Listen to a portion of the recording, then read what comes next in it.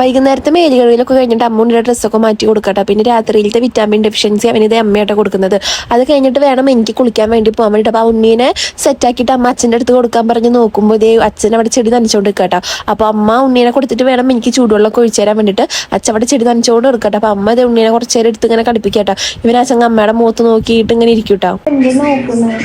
അമ്മാമ്മയുടെ ഉണ്ണിയണ്ണനെ കുപ്പിച്ചൊന്നില്ല അമ്മാമ്മ, ചുണ്ടരി മണിയൊക്കെ എന്നില്ലേ അമ്മാമ്മ, അമ്മാമ്മയുടെ കുട്ടി. അങ്ങനെ അച്ഛനെ വേഗം ചെടികളൊക്കെ നനയ്ക്കണ്ട. അപ്പോൾ ഞാനും അമ്മയും അച്ഛനെ വെയിറ്റ് ചെയ്തിട്ട് ഇങ്ങനെ നിൽക്കാട്ടോ. അത് കഴിഞ്ഞിട്ട് കുറച്ച് നേരം ആകുമ്പോഴേക്കും കറണ്ടാ പോയി. ഇപ്പോൾ ഇടയ്ക്കിടയ്ക്ക് കറണ്ട് പോകുന്നുണ്ട്. നമ്മുടെ വീട്ടിൽ അച്ഛൻ ഇൻവെർട്ടർ ഇല്ല കേട്ടോ. പിന്നെ കറണ്ട് പോയാൽ കത്തണ ബൾബുണ്ടല്ലോ, അതുണ്ട്.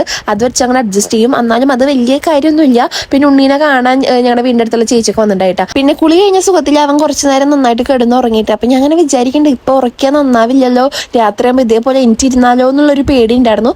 അങ്ങനെ എൻ്റെ കുളിക്ക് കഴിഞ്ഞ് വന്ന് നോക്കുമ്പോഴും അതെ അവൻ അങ്ങനെ ഉറങ്ങുന്നുണ്ട്. പിന്നെ ഞാൻ നോക്കുമ്പോൾ കണ്ണും മിഴിച്ചു നോക്കുന്നുണ്ട്. അപ്പം ഞാൻ വെറുതെ അവനെ വിളിച്ച് കളിപ്പിക്കായിരുന്നു കേട്ടോ.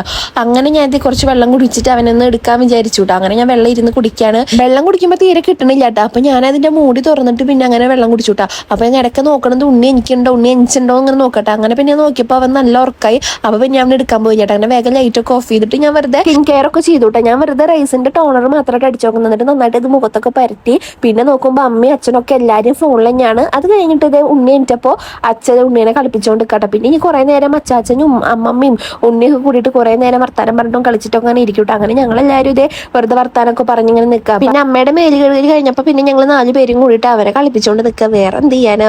പിന്നെ ഫോണൊക്കെ മാറ്റി വെച്ചിട്ട് ഫുൾ ടൈം നമ്മൾ ഇവൻ്റെ ഒപ്പാവും. എനിക്ക് ഇവൻ്റെ മുഖം കണ്ടപ്പോഴേ ഉറപ്പായിരുന്നു കേട്ടോ, ഇന്നത്തെ ഉറക്കം എന്തായാലും അടിപൊളിയാവും എന്ന് പറഞ്ഞ പോലെ തന്നെ അവൻ്റെ കൊറോണ സ്വഭാവം എടുത്തു തുടങ്ങിയിട്ടുണ്ടായിരുന്നു. അവനെങ്ങനെ നമ്മൾ എടുത്തോണ്ട് നടക്കണം, അല്ലെങ്കിൽ എടുത്തോണ്ടിരിക്കണം. കട്ടിൽമ അവനെ ഒറ്റയ്ക്ക് എടുത്താൻ പാടില്ല. പിന്നെ നമ്മൾ അവൻ്റെ അടുത്ത് എന്തെങ്കിലുമൊക്കെ സംസാരിച്ചുകൊണ്ട് നിൽക്കുമ്പോൾ അവൻ നമ്മുടെ മുഖത്തേക്ക് ഇങ്ങനെ നോക്കിക്കൊണ്ടേ നിൽക്കും. അങ്ങനെയൊക്കെയാണ് കേട്ടോ. അങ്ങനെ ഞാൻ പാലൊക്കെ കൊടുത്തൊന്ന് ഉറങ്ങുമോ നോക്കാൻ വേണ്ടിയിട്ട് അങ്ങനെ അവ ഉറങ്ങണമൊന്നുമില്ല.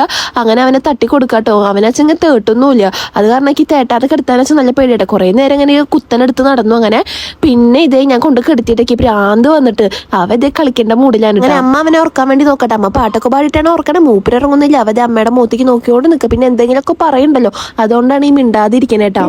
നല്ല സന്തോഷത്തിലാ കണ്ണൊക്കെ.